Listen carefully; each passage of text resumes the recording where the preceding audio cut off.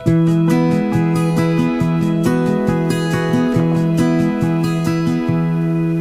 guys, welcome back. Today is an incredibly grey, rainy day. I've got my extremely large cup of tea and I thought this was the perfect occasion for a catch up. First things first, thank you so much to everyone that sent questions in via the Q&A on Instagram. I'm gonna try and get to as many of them as I possibly can without yapping on for too long. But I figured before the wedding craziness truly sets in, and like this is it, this is the final like 48 hours of calm, I just feel like we won't get a chance to properly like sit down and chat and catch up for a while. So let's just dive straight into it. I'm gonna start with some of the kind of like random questions that don't necessarily fit into a category. And then I'm gonna do wedding as like a category of questions. And then I'm gonna do YouTube and career type stuff as a category of questions, because I think those are like the two biggest bulky ones outside of some random bits. But starting with some random ones. These really all are completely random, but considering the first question I've just seen here is, what tea do you drink? I drink 3 types of tea mainly. In fact, I'm gonna say 4. I drink English breakfast tea every single morning, specifically Twinings English breakfast tea. And then I have ginger tea in the afternoon, and then I have a mint tea before bed. And I have to say, my tea routine is pretty strict and pretty regular. Like that is what I have every day. Like I will also have chai. We also have chai, but that's more, I kind of treat that like as if I'm having a coffee, but I'm not, it's a chai. Where is your dining table from? We love our dining table. It's also actually the same style as our coffee table. We love them both. They're from the Cotswold Company. Highly recommend. We've also got our TV unit is also from there. We've got quite a lot of like big furniture from the Cotswold Company. How do you stay so disciplined? Honestly, I don't feel like I am a disciplined person. The only way I've found that really works for me to try and have discipline with things in my life is to choose a couple of things that not even choose a couple of things, like at any point in time, I have a ranking of things in my head of like what's the most important thing, and then whatever is like the number one thing at the top of that list, like that is where my discipline lies. So for example, with like fitness and working out, that's always something that I've struggled to be really consistent at, and it's because the truth is it's been down the list in my priority. Whereas there are certain things like producing my 2 YouTube videos every week has always been like, it's so important to me. So I find the discipline to make that happen flows quite easily off the back of that. Same thing with like seeing friends and quality time with Cameron and like speaking to my mum. There's like certain things that are so important to me, and so I will make sure they're scheduled in. So the first thing I'd say is like having have a really honest conversation with yourself about like, what are my priorities in life? Like, is your priority healthy eating? Is your priority quality time with friends and family? Is your priority discovering new hobbies? Is your like whatever your priority is it work? Whatever it is, get really clear in your mind what's like the one most important thing for you over the next, and then time bound it. Say 12 weeks is a really nice chunk of time, I think. Just say to yourself, like, for the next 12 weeks, my number one priority is this thing. And obviously the other stuff keeps happening, but you choose your one thing and you say to yourself, over the next 12 weeks, like, I am fully committed to this thing. And then once you've decided your priorities about time blocking, I've always been like the biggest advocate and user of time blocking. Grace Beverley always talks about it so well and so much in all of her content. And I think in her productivity method, she breaks it all down in there. But it's not a new concept. I have no idea who invented it, but maybe no one, because it's just obvious in some ways. But once you've got your priorities laid out, block them into your diary. Like, spend time every week going into your days, into your hours, into your 30-minute segments, and allocate exactly when you're going to do certain things, and then just follow the calendar. And honestly, when I first started trying to really, I don't know, like commit to things and be a more disciplined person and actually complete challenges I set for myself and things, weirdly, one of the things I found hardest was following the calendar. Like, I can put things into my calendar and then not do it, but you have to just hand over the reins to past you and go, past me had my best interests at heart. Past me like wants the best for present me. So whatever they said is the best way for me to spend my day today, like that's what I'm doing. And then if you've got scheduled in time to like practice your crochet skills, time to like get your steps in, whatever it is, you just do it, because out of your hands, previous you made the decision. My husband is from Zimbabwe and he wants us to move to Zim. Would you move to SA? It's interesting, some of Cameron's best friends are from Zim, and like some of the brothers want to stay here, some of the brothers think they might want to move back. I can imagine it's so hard immigrating to a new country and never knowing like if you want to move back home. The honest answer to the question is no. we're not going to move to South Africa for a very long time. I have always said it would be such a nice place to retire to. Cameron's grandparents have like just the loveliest setup, and to be in the sunshine pretty much all day, every day when you're retired, like it would be a wonderful place to be. But for the bulk of our lives, I think it's such a personal choice. It comes down to the couple so much. Like if Cameron really, really wanted to move back, obviously we would discuss it. When we first started dating, I said to him, like, I don't want to move anywhere else. Like on Hinge, I don't know if I've ever said this before, but on Hinge, I had a pretty black and white policy of I don't want to go on a date with anybody that is from like the US, Canada, Australia, South Africa. Like I really didn't, especially because it was in the summer when I like first started going onto Hinge. And I just know from experiences with friends being single that it's so popular for people to come over and like do a summer and then they go again. And I really didn't want to, like I wanted to date. I wasn't just like messing around. So I actually had on my Hinge, I didn't want to date anybody that might leave. I wanted to like properly meet someone.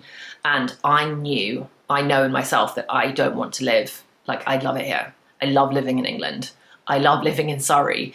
I love living near my parents, and I really wanted to meet someone that wanted the same. And Cameron, from his perspective, like he has gone through so much effort to become a like permanent resident of the UK. He's now got his British passport and everything, but the process you have to go through to get indefinite leave to remain is kind of crazy. And when he was going through that process when we met, so he was like, trust me, I'm committed, I'm jumping through a million hoops. But we love South Africa. I love South Africa. I love going, I love visiting, and I'm so thankful and grateful that I've met someone that's from such a cool place and that I get to go and visit that place as often as we do. But for Cameron, his career is here, and for him, the work opportunities in South Africa aren't the same as the work opportunities for what he wants to do. And like for his career choice, it's best for him to be in London. So the bulk of our lives will be here, but I'd low-key love to retire in South Africa. And I will say the South Africa lifestyle is so cool. I think you also have to work out what type of lifestyle suits you. Cameron's brothers still live in South Africa, and you can just see how well the lifestyle there suits them. And I mean, in some ways, who wouldn't it suit? Like, it's such an active lifestyle. It's such like a summery, sunshiny lifestyle. The food is incredible. The nature is amazing. And being able to run along the beach in the sunshine every day, I mean, so cool. Right now, the weather here sucks, but Cameron especially, actually, like he loves a cozy pub. He loves a wintry getaway. He loves putting on a fire every single day. Like he really loves the English seasons is the main thing that he loves. So I guess it's also just like a lifestyle preference thing. A hard one though, a hard one. Which months of the year do you read the most? Interesting question. Weirdly, every year in like May, June, I'm all of a sudden getting through like 9, 10 books a month. May 2024, I read 14 books in a month, and that was the most books I've ever read in a month ever. I think there's something about spring more and more as the years go by. I just feel like more and more it's my season. I love spring so much. I think it's such an inspiring time. I just feel like I come alive, as we all do when spring hits, and all of a sudden I just have all this energy and I'm just super excited about life. And I think I just then burn through books in the spring. So probably like the spring months, I'd say. Can you say something in Afrikaans? I hope Cameron is teaching you. I can't say anything in Afrikaans because Cameron is terrible at Afrikaans. He is only half Afrikaans. His mum was Afrikaans. His mum's Afrikaans. But growing up, she never really spoke it much to her children. Like she never really spoke it much to Cameron and his brothers. Cameron is always a joke in his family that at school, his Afrikaans grades were like really terrible. It was one of his weakest subjects at school, Afrikaans. But his dad isn't Afrikaans, so they don't speak it as a family. So I don't know anything. Maybe I should learn something. To be fair, Cameron actually can speak some, I mean, he cannot speak Afrikaans, no, but he obviously does know some things in Afrikaans. And every now and again, he'll say stuff to me in Afrikaans, and I know less than nothing. I know literally nothing. Do you play any video games like Nintendo or Sims 4? And if not, would you start? I would start, hypothetically. I think it's quite fun, the concept of playing games. As you know, I'm like very open to any and all hobbies at the moment. My only reason for not being that interested at the moment in getting into the video game thing is because it's another screen. And I know it's completely different to social media, but I just don't think I'm that much of a gamer. Like I did when I was younger, obviously I loved video games. Who didn't when you're young? But I think the hobbies that I lean more towards are the ones that have me making something. And to me, like baking and crocheting and scrapbooking and like this clay thing I'm like really loving. It's all making something and there being a product of my efforts that I put in at the start, and it being really like tactile, and it's like a skill I can develop over time. And so it also feels almost kind of like personal development, but in a way that's not attached to like career or success or anything like that. And I really love that. I think maybe it's like a little bit of Virgo in me. I still feel like I need to be doing something productive. And I guess with video games, I don't feel that same sense of accomplishment. Or I guess I can't imagine that I would. I don't play them. So it's not top of my list. I think I would find it fun, but I don't really do any games. Like I don't do Wordle or anything either, which definitely does give you a sense of accomplishment as far as I can tell. But I've never been much of a games person, weirdly. So if you've got any really good games that you think I'd love that I should try, I'm up for trying anything. Can you recommend any good books, films, or series to better understand British culture? To better understand British culture, that's a hard question. I don't know how to answer that. I mean, I feel like the top of mind, like there are some really random things that come into my head, like a historical view of British culture. I'd say like Downton Abbey, The Crown, and then like British life. I miss Outnumbered. How good was Outnumbered? That just showed like the hilarious family dynamics of like a British family. I don't have an answer to that specifically, but maybe a slightly broader question of books and TV and films and stuff that I'm loving at the moment. Cameron and I have started watching, is it called Under Salt Marsh, which we're really enjoying. We started Heated Rivalry, which I don't even think I've told the bookish girlies yet that I've started Heated Rivalry, but so that's a conversation for my other channel. But Cameron and I started watching it together. We started watching Heated Rivalry, which has been wild. I've obviously watched the first half of Bridgerton season 4, binged it. I'm enjoying how close it is to the book. I haven't actually properly read the book, but I feel like I know so much about the book that I'm glad that it's close to the book. I actually don't think their chemistry is that good.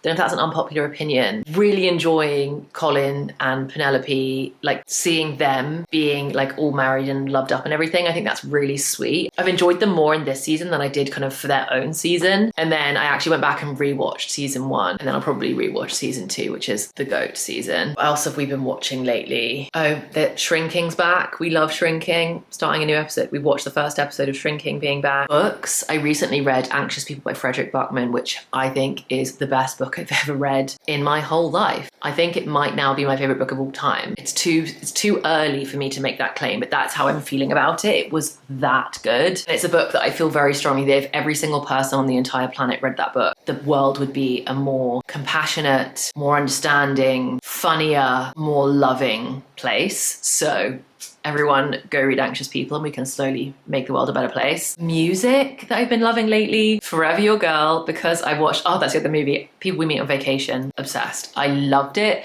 I wish Alex was a little bit nerdier like he is in the book. I don't think his character was quite right. I also think that the plot was so different to the book in the ways that if you know, you know, but like the fact that Poppy wasn't paying and that R&R were paying, I think that took away from like the financial struggle element of the storyline, which I think was quite a powerful one. But I think if you've read the book, the movie's fantastic because it's just like the vibes brought to life so exquisitely. And Poppy is amazing. And is it Emily Bader? She's phenomenal. Can't wait to see more of what she does next. And then music, Forever Your Girl by Paula Abdul because of the movie.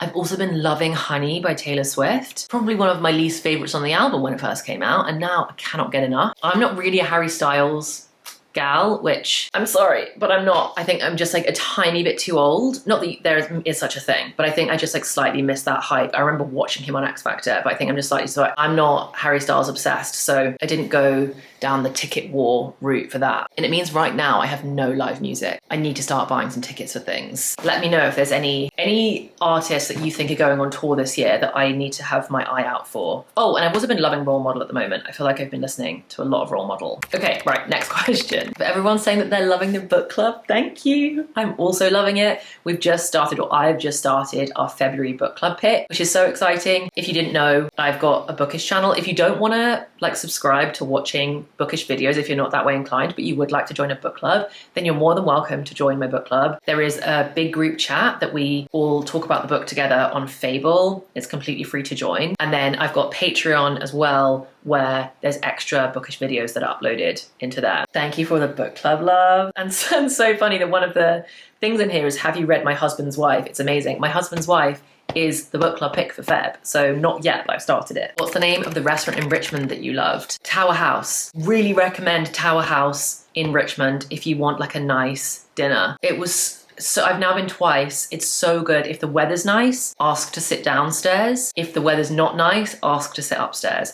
Upstairs, there's a fire. If there's a lot of you, I don't think you'll be able to sit upstairs because it's not very big. But if there's just like maybe max 5, probably 4 of you, then upstairs there's a fire. It's so cozy. You're by the bar. It gives you all of that kind of sipping an old fashioned next to a fire with delicious like Mediterranean tapas. We had like pastas and dips, and it was like a whole mix of food, and all of it was done so well. And then downstairs, if the weather's lovely, you're right on the river, big glass windows, lots of foliage and trees, and it feels like, I don't know, to me, upstairs feels like a chic English kind of like country club kind of a thing. And then downstairs almost feels a bit like LA. I've only been to LA once in my life, but it feels a bit like LA, Miami, like it's just big glass windows. You can see the kitchen, you can see the chefs. It's like an open kitchen type thing, so you can see them cooking all the food. Food is stunning, service was great, cocktails were lovely.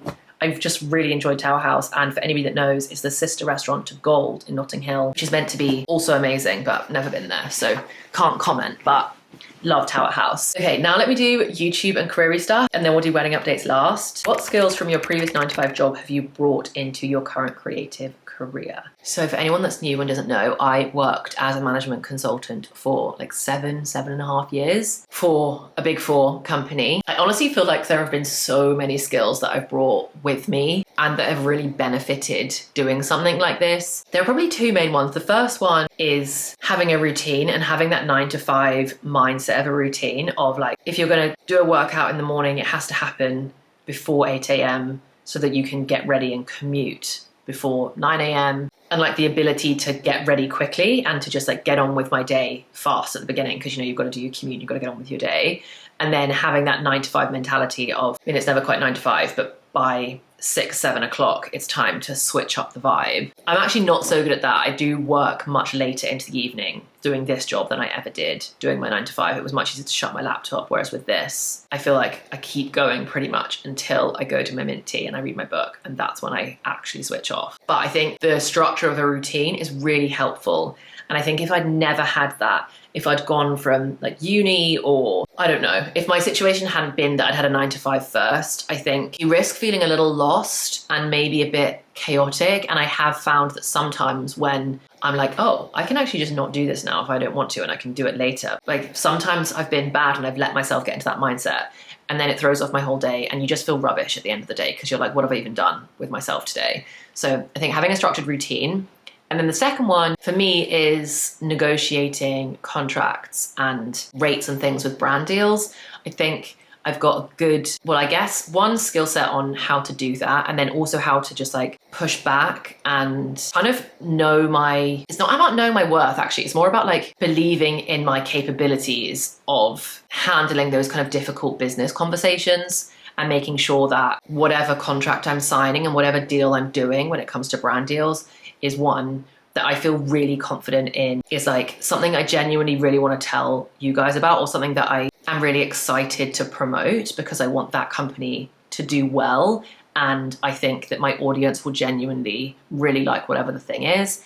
And then also feeling like I am being like, I guess, respected or protected. Like sometimes the things that some of these brands can ask for are, I mean, cheeky at best and just like exploitative at worst, I suppose. And coming from my corporate career, I feel really confident in reviewing contracts and going through them line by line and picking out any clauses that I don't feel comfortable with and negotiating those. So I feel really good going into every single brand deal that I do. And I don't do loads of brand deals. For my like career and earnings perspective, I would love to do more, but I'm just really strict on my values and who I am, that I only want to work with brands I genuinely like. And the truth is that so many of my dream brands aren't up for working with me yet because I'm too small. So I think more brand deals will come in the future, but I'm not going to work with any brands that I don't genuinely love. And the truth is that there's not as many opportunities on offer for the size that I am just yet. Like that's just the reality of the game. So I'd probably say those two things, like the business side of the job and the routine thing. It's the creativity part that I find the hardest because it feels like a whole new bag to me. I've got a question here that's like, are you allowed to earn a second income while working for the Big Four? You need to read. So each of the Big Four or any big corporate company, they've all got their own policies. And I know that because when I was coming to the end of my contract, I ended up arguing with my company about the fact that a different Big Four had very different allowances and policies to the one that I was working at. And in your head, you kind of lump them all together, but they are completely different companies. And I was like, well, if they, why can't we or whatever? So I don't want to give you any advice I don't want to give you any advice that could be incorrect. But there should be no reason why you're not allowed to earn extra money on the side. I mean, I think the only thing you need to be careful of is being able to evidence and document that you're not doing another job on company time. That would be my guess. Again, please don't take anything that I'm saying as fact. Like, you'll need to do your own research. But for me, when I started doing YouTube, I wanted to make it really clear, and I was really diligent in documenting. Like, so many of my videos at the beginning were like evening routines and morning routines because it was before and after work. And then once I started doing vlogs of going into the office, I made sure that I was really clear in like my filming slots and the amount of time that like clips took, etc. Never exceeded the amount that like the allowable lunch break was for my company, for example,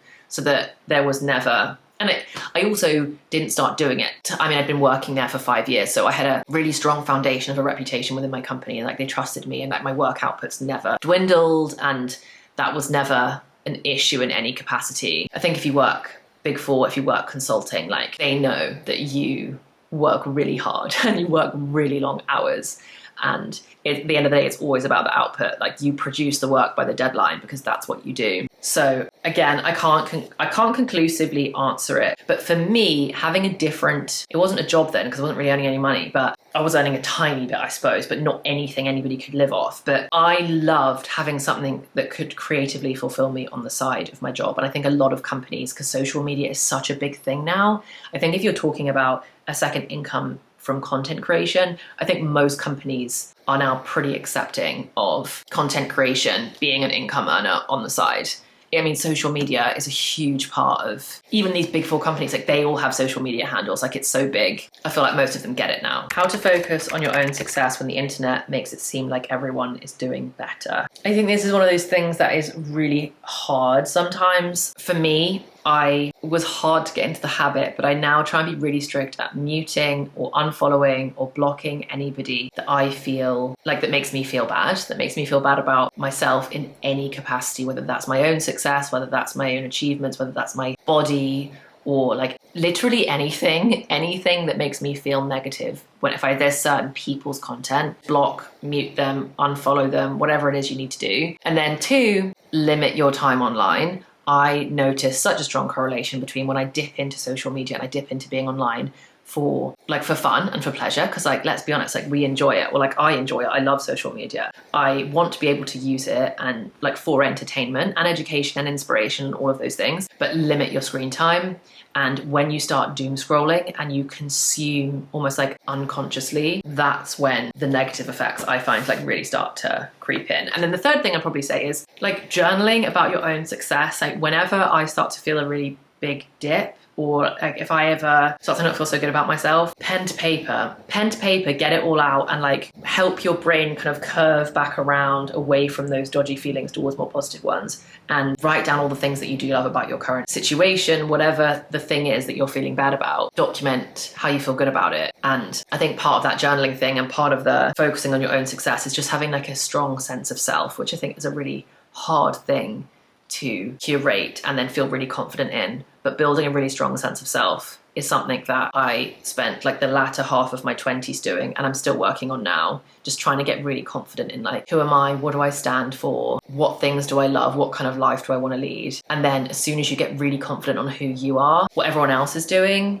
like that's amazing for them. Like, good for them. I'm so happy with the things that I'm working on because I'm really confident in my own journey. And if anything, the fact that certain successes can happen for other people, I always find shows me that they could happen for me. Like, it's just an example of it's possible, which is really cool. And I never would have started in social media if I hadn't like seen other people doing it and then been like, oh my gosh, that I would love that. Like I want to do that. And so instead of feeling jealous of those people or feeling down about how well they're doing, I just love it as an example of that's so cool. Maybe that could be me one day because they've done it, so why can't I? What made you start doing YouTube in the first place, and how do you have the guts to do it?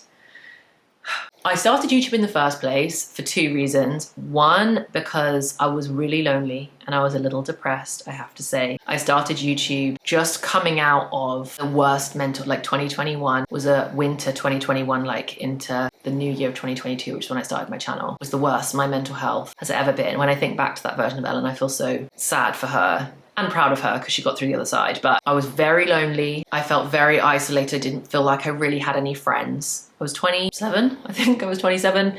I felt like I didn't really have any friends, or like the friends I did have were all scattered around and I never really saw them, and like COVID had just happened and I felt really disconnected from all the people that I loved. I felt really lonely in my relationship. I was going through a lot of grief because our family lost several people during COVID, and the fact that all happened at once, and they didn't even, like, nobody even died from COVID, which is what, like, it just felt cruel. I don't know, the whole it was just it was just a bad time, right? It was just a bad time, and I felt really lonely, and I needed connection. I needed a project. The project I was also working on at work I didn't enjoy. Like, it felt like it was a combination of lots of things. And I was like, okay, I'm gonna go get some friends on the internet. I'm gonna go find people that like things that I like and that I can connect with every single week. And then the second reason that I started doing it was because I was desperate for some kind of creative fulfillment and creative outlet. And I think that's part of like the self-discovery thing that I was just talking about with, I just was on such a mission to work out who I was and what I liked. I kind of had this big shift when I was like 27, 28 of realizing I'm actually not as scientific and clinical and corporate as like my school and maybe my family and my education that I'd had at university. Like, I felt like my whole life it had always been, oh, Ellen's really organized and she's very Virgo and like she's very structured and she's a scientist at heart. I always studied sciences, even though the arts were always my favorite subjects. Like I remember I got a distinction for grade 8 drama, and history and English were my favorite subjects. History, English, French and geography were my favorite subjects at school. But for some reason I did the sciences because I was told by my school that people took the sciences more seriously. You're more likely to get a better job if you study sciences. And I think kind of like all of a sudden hit a point when I was 27, 28, and I was like, actually, I don't think this is me. When was the time in my life that I was having the most fun? And I was like, when I was doing art at school, when I was studying for my drama exams, that's when I was having the most fun. So like wanting to go back to that creative expression. And one of my really good friends at the time had actually just started YouTube as well, and seeing how much it had fulfilled her, I found really inspiring. Like, gave me a lot of hope as well. And I was like, well, if it can make her feel so good, then maybe it could do the same for me. So that's why I started it. And in terms of having the guts to do it, I feel like with any social media, you just have to stare down the barrel of embarrassment all the time. I have to just like stare it in the face and be like, and what? I believe so strongly this, from a career perspective, will give me everything that I want from a lovely, wonderful career. And from a like community and fulfillment perspective, outside job-wise, just from a hobby and connection and all that stuff, it makes me so happy. So I don't even need to have any hope for it. Just, I know that it does. So every time you get a family friend teasing you about it, or you bump into someone from school that's like, oh, I've seen like, no, you do videos, and like, really? Or whatever, you just have to be like, yeah, I love it. It's like, is that really a job though? And you have to be like, it is for me and I love it. You just have to just batten down the hatches and just be like, yeah, I'm gonna, it's what people are gonna see it. They may very well laugh at you for it. They may tease you for it, but I truly, I mean, I feel a sense of embarrassment in those moments, but I truly don't care about those people's opinions. I maintain that anybody that's tried something that is like putting yourself out there, that risks embarrassment, that's hard, like those people, they immediately get it. And they're like, oh, I get it now. And you're like, yeah.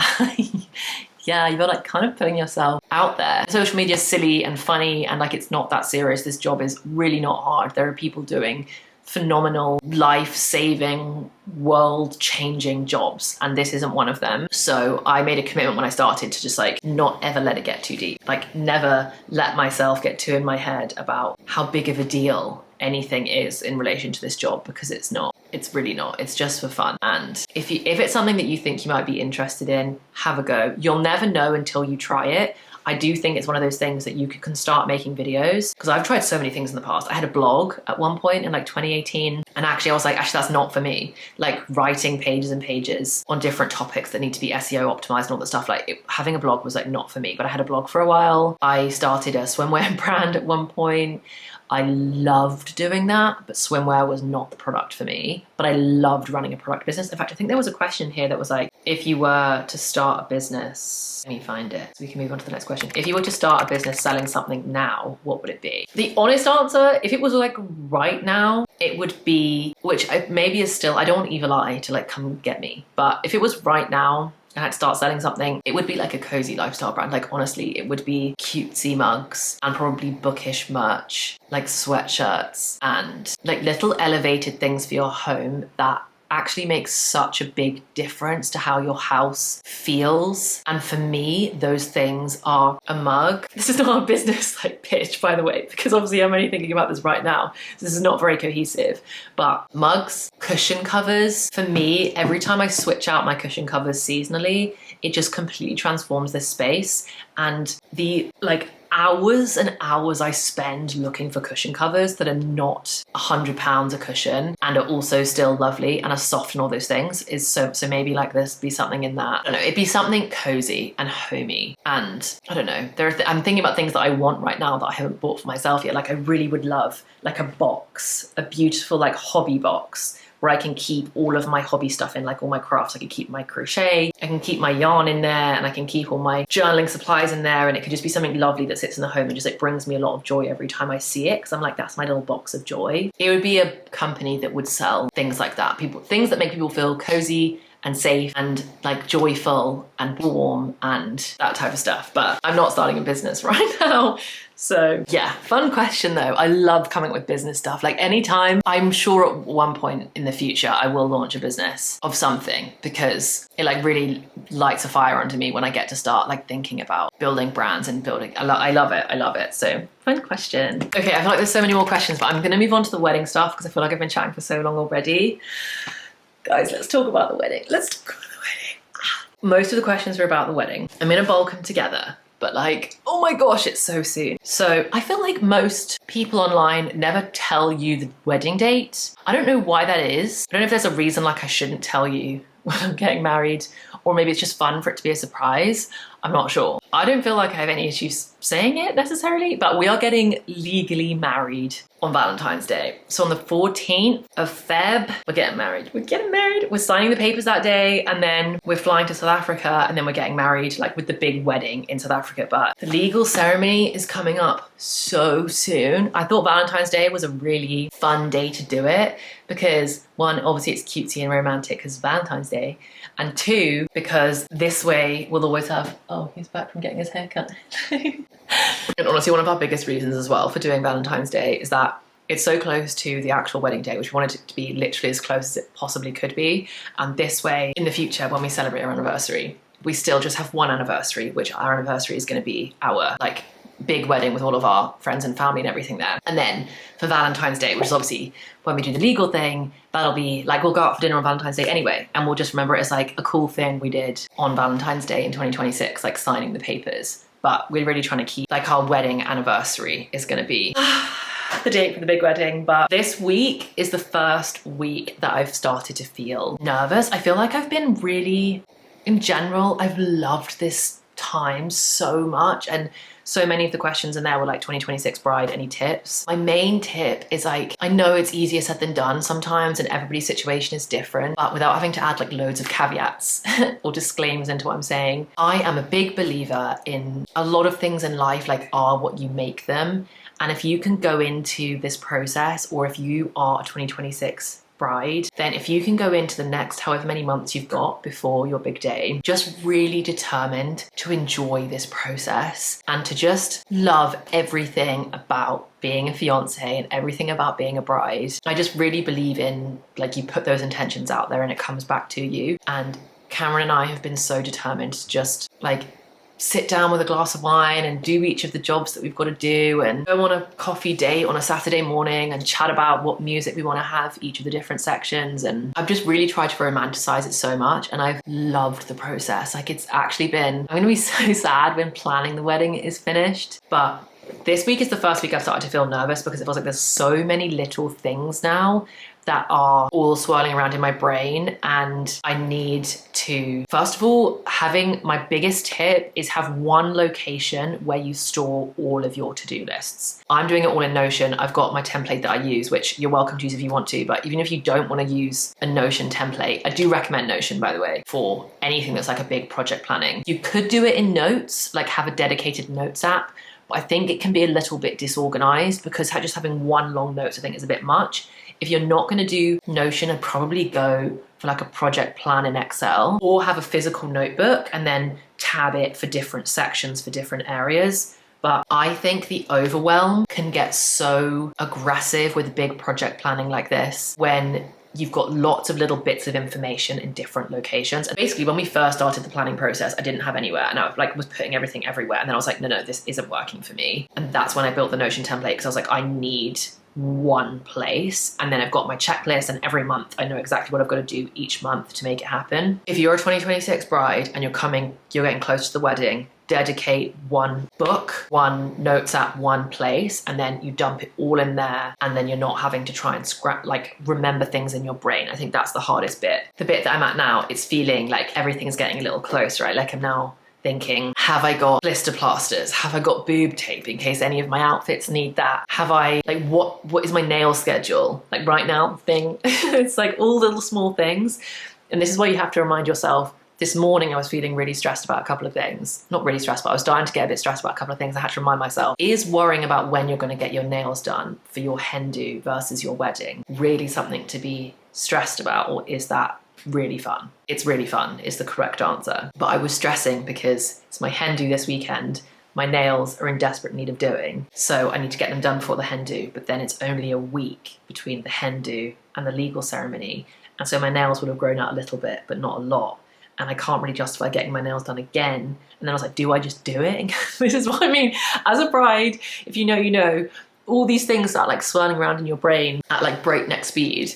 But I'm just loving the whole thing. The fact that my hen do's next weekend feels crazy. Oh, I feel like I should say this because I've had people ask in the past. For us, we call it a hen do. I think in Australia it's a hens, and obviously in the States and in South Africa, I think it's a bachelorette. But in the UK, we call it a hen do. I'm so excited for it. Tonight or tomorrow morning, I'm going to start the hen do prep vlog, and we're going to do a couple of days of prep because I've got to go collect my outfit that I've like click and collected some stuff for my outfits and everything. But I'm so excited for the hen do. For the legal ceremony, we've got like 7 people going or something. It's literally my mum, my dad, my brother and my sister, and then Cameron's dad, and then we've got a photographer for that, and my brothers and sisters, like boyfriend and girlfriend, are coming, but like that's it for that. And then for the big wedding, we've got 60 people coming, which has felt so perfect. We invited 75, I think. And then when we did the calculations of like who we thought realistically would come out of those 75, we always thought we'd end up with about 60.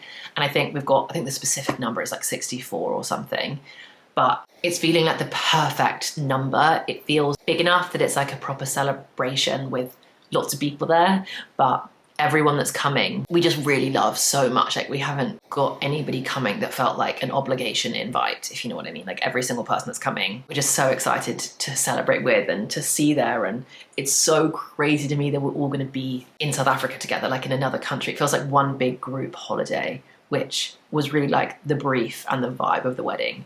It's just like one big group, family, friends holiday. Oh, I'm so excited. What's your weekly workout routine for the wedding? Have you felt any pressure? A little bit of pressure. Not really, because I don't really typically feel any pressure to do with my body. I have felt a little bit of pressure, and which kind of annoys me. I don't know why, but like I do feel a little bit annoyed that this is the most consistent I've ever been with working out. And I feel like that is because of the wedding, which maybe that's fine. I mean, I don't think there's anything wrong with wanting to look your best on your wedding day. I haven't been doing it long enough for there to be any material outcome of my efforts. But I am, like, aesthetically, but I am feeling the strongest I've ever felt. and I'm doing my Couch to 5K again, and I really want to, if I do my plan properly, I'll be able to run 5K the day before the wedding is when my final thing is, which is really fun because Cameron and I said that we might on the morning of the wedding, if we're up early enough, because I probably won't get any sleep. Like if we're up at like 5:30, then we might go for a little 5K run together on the morning of the wedding, which would be so much fun because I've never run 5K before without stopping. So that would be a cool thing to be able to celebrate on the wedding. But I think at the moment I'm probably doing 3, sometimes 4 workouts a week, which is more than I've ever done in my whole life. And I don't think I'm going to keep it up afterwards. I'd like to keep up, I think 2 to 3 times a week is a nice lifestyle maintenance that I'd like to keep up. But I'm just trying not to think too deeply about the whole pressure of being a bride or whatever. I haven't thought too much about it, in all honesty. But post Christmas, I've been like, oh, I'm getting married. Like, let's go to the gym, for rightly or wrongly. So yeah, that's a vague answer to that. How far in advance did you book a photographer, videographer, and are you having a band? We booked all of the main, but I feel like I had an idea of which suppliers I wanted, like right off the bat, before Cameron kind of got super involved, but which he has been, by the way, which has been amazing. But photographer, videographer, and I booked the venue, the photographer and the videographer and the caterer all right at the beginning. So more than 12 months in advance, I would say. But definitely when I booked them, they were a bit like, calm down, you don't need to book that far. I think I did book it like the full, I'd probably say 15 months in advance or something like that for those.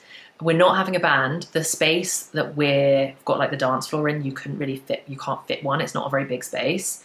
So we're doing, which I'm so excited for. We've got a DJ plus a saxophone. So the DJ is also a saxophonist. So for like certain bits, he's gonna do a couple of sets with the saxophone, which is gonna be so much fun because I love a saxophone.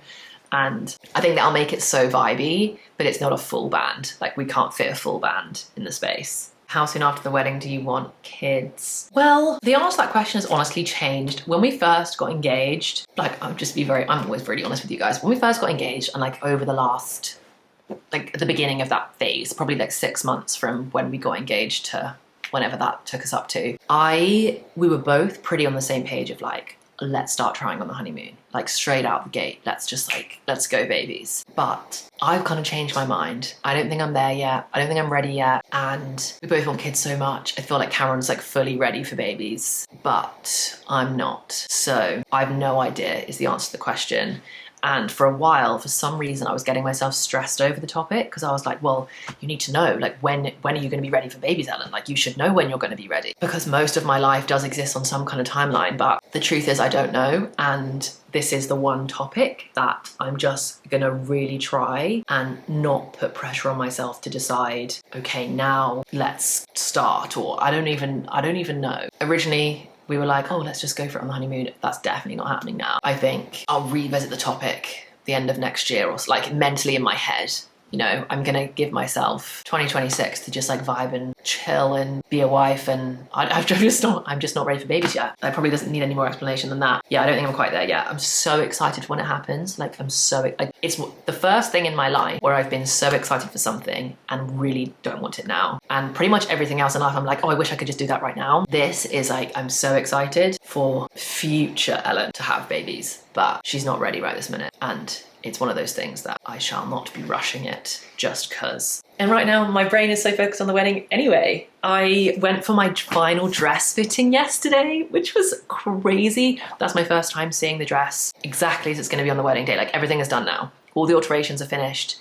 And that was the first time that I felt kind of like emotional in my dress because I can't believe how originally when I first found it, I was like, perfect, like that'll do, but I'd been trying on so many dresses. I was like, oh my gosh, I'm so done with this now. Picked a dress, obviously love it, but I didn't have like a really emotional connection to it. Whereas now, seeing all the things coming together and like remembering my whole dress journey, I'm like, oh my gosh, it's actually perfect. I can't believe the secondhand dress feels so like meant for me. Like I can't believe I found that secondhand dress and I'm gonna wear it. And like there's just so many little details which probably when you see it, no one will even really know that those things existed. Like the selections of some of the things that we've done that won't look like anything to anyone, but like have so much meaning to, maybe I'll try and explain some of them after the wedding, like once you've seen the dress, but because it's not, you know, I don't want to give anything away, but it's nothing.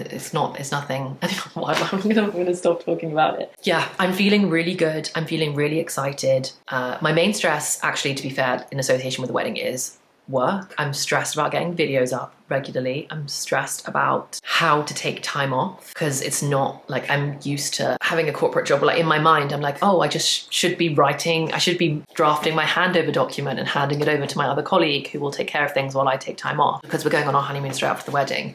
If I wanted to have like 2 weeks off or 3 weeks off, it just wouldn't go down very well on social media. So I need to get ahead so somehow I can still have content going out even when I'm taking a little bit of a break. I need to just work through that. That's probably my main stress. Otherwise, vibes are so high. Vibes are so high. And I can't believe it's my end this weekend. Okay, I whipped myself up into a frenzy. I think I'm gonna end this Q&A here. I started feeling very like calm and chill and slightly sleepy and cozy, and now I'm all like excited. So I'm probably just gonna go use some of this energy to get some wedding jobs done.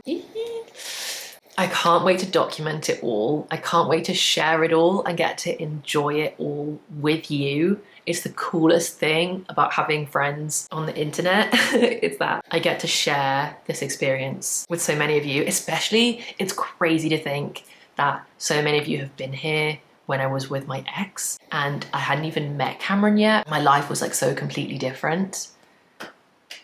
Now we're getting married.